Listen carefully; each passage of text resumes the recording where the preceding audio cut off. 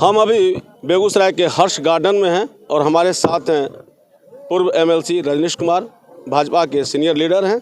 और आज यहाँ कार्यकर्ता मिलन समारोह है मकर संक्रांति के मौके पर, और दूर दूर से ज़िले के अलग अलग कोने से लोग आए हैं, मिल रहे हैं, बातचीत कर रहे हैं। कैसा है सर का कार्यक्रम? तो आप हर साल करते हैं, इस बार भी कर रहे हैं।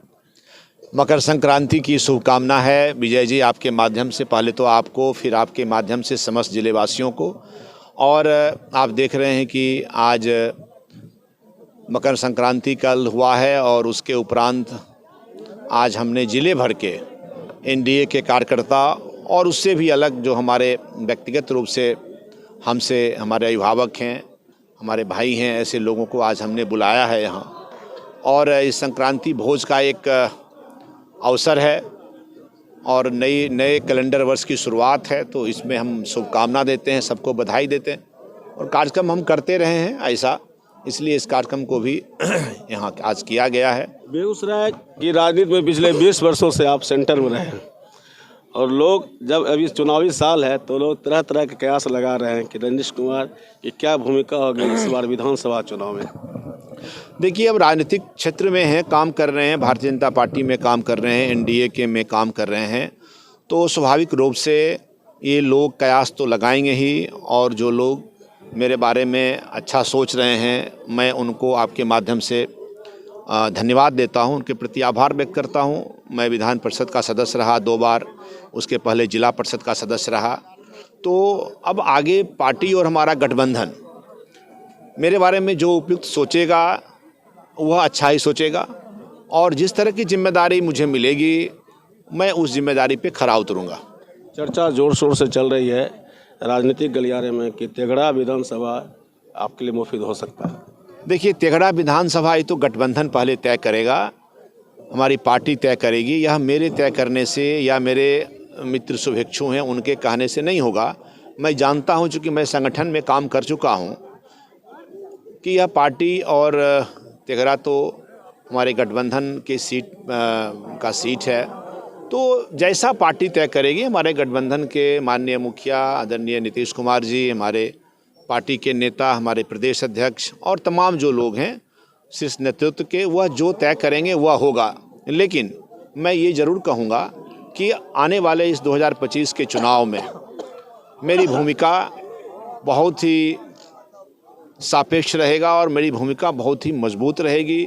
जो कोई भी 7 सीट से हमारा टिकट लेकर के गठबंधन या मेरे दल के आएंगे, उनके साथ मैं पूरी तरह से उनको जिताने का, और आज हम सभी कार्यकर्ताओं से यही कहा हूं अपने संबोधन में कि इस बार 2025 में बड़ी मजबूती से एनडीए की सरकार बने, और उसमें सभी कार्यकर्ताओं की भूमिका रहेगी और उसमें मेरी भी भूमिका रहेगी कि यहाँ से 7 सीट जीत करके हम अपने पार्टी और शीर्ष नेतृत्व को दें। आपके समर्थक चाहते हैं कि रजनीश कुमार चुनाव में मैदान में हो, खुद चुनाव लड़े विधानसभा का। अगर मान के चलिए गठबंधन की ओर से मौका मिलता है तो किस विधानसभा को प्राथमिकता देंगे? देखिए, ये तय करना, मैंने पहले ही कहा विजय जी, कि ये तय करना ना हमारे कार्यकर्ता के सीमा में है और ना ही मेरी सीमा में है। मैं नहीं ऐसा तय कर सकता हूँ, यह पार्टी तय करेगी, और पार्टी जो कुछ भी तय करेगी मैं उस पर पूरी तरह से खरा उतरने का प्रयास करूँगा, कार्यकर्ताओं के आशीर्वाद के बल पर, उनके सहयोग और समर्थन के बल पर। इसलिए ये सब पार्टी पर छोड़ दिया है। आप भी इसको पार्टी पर छोड़ दीजिए, समय का इंतजार करिए। जो आपके समर्थक हैं वो चाह रहे हैं कि हर हाल में आप चुनाव मैदान में हो। ऐसा होता है कि जब मैं बिहार विधान परिषद का 2 बार 12 साल सदस्य रहा, और उस दौरान जिस तरह से मेरी कार्यशैली रही, जिस तरह से मैं कार्यकर्ताओं से रोज़ मिलता था, काम करता था, आज भी कर रहा हूं, लेकिन आज मैं सदन का मेंबर नहीं हूं, तो कई विषय ऐसे होते हैं जो मैं हाउस में या पदाधिकारियों के सामने मजबूती से रख पाने में सक्षम नहीं होता हूं। तो ऐसे कार्यकर्ताओं को जब मेरी यह अक्षमता, मेरी यह कमियां लगती है, तो बोलते हैं, महसूस करते हैं, चर्चा करते हैं कि आपको विधानसभा या जो भी इस तरह का आपको लड़ना चाहिए, करना चाहिए। लेकिन मैं तो पहले ही कहा हूँ कि पार्टी मेरे लिए जो सोचेगी वो अच्छा सोचेगी, और मैं पार्टी का एक सिपाही हूँ, एक कार्यकर्ता हूँ, गठबंधन में हूँ, हमारी पार्टी है। इसलिए यह गठबंधन और हमारी पार्टी के विचार से ही जो उपयुक्त होगा वह होगा।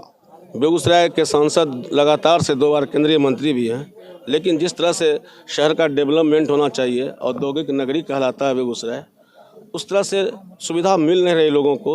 छोटी छोटी समस्याओं से जूझना पड़ता है। सड़कें अच्छी नहीं है, ड्रेनेज सिस्टम बढ़िया नहीं है, जाम की समस्या बनी रहती है। बेगूसराय अगर आ रहे हैं मुख्यमंत्री, तो आपके ख्याल से क्या होना चाहिए कि बेगूसराय की बेहतरी के लिए हो? देखिए, माननीय मुख्यमंत्री जी की जो यह यात्रा है, यह जहाँ भी वो जा रहे हैं वहाँ के विकास की समीक्षा कर रहे हैं और वहाँ जो आवश्यकता है विकास के लिए, उसके लिए वो घोषणाएं कर रहे हैं। और घोषणा ही नहीं, केवल उसको तुरंत लागू करने के लिए जो कुछ भी प्रयास हो सकता है सरकारी स्तर पर, वो करा रहे हैं।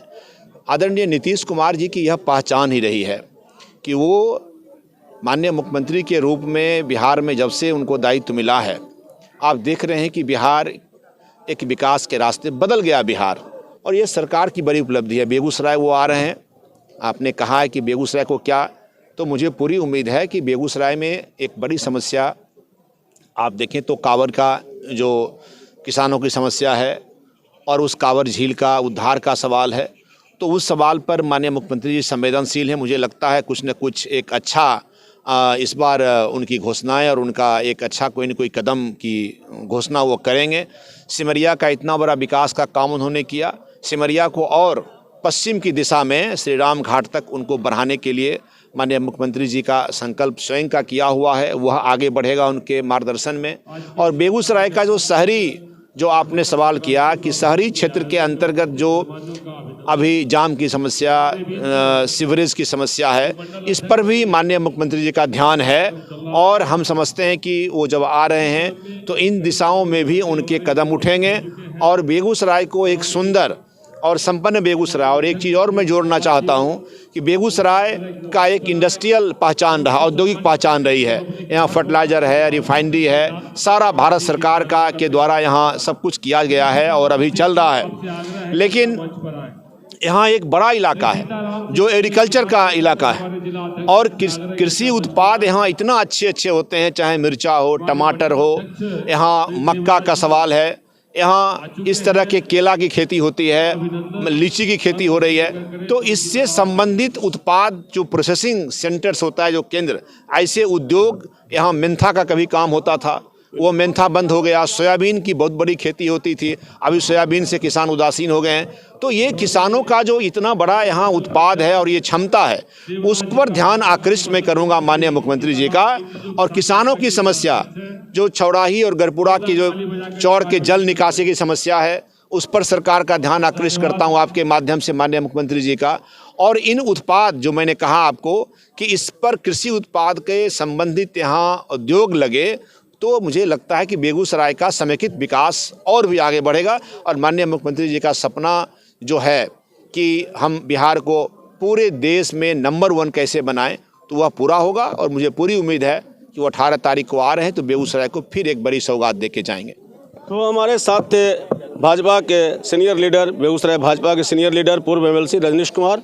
और कैसी लगी बातचीत, और क्या लगता है आपको कि आने वाला जो इस साल चुनाव होने वाला है, इसमें इनकी भूमिका क्या होनी चाहिए?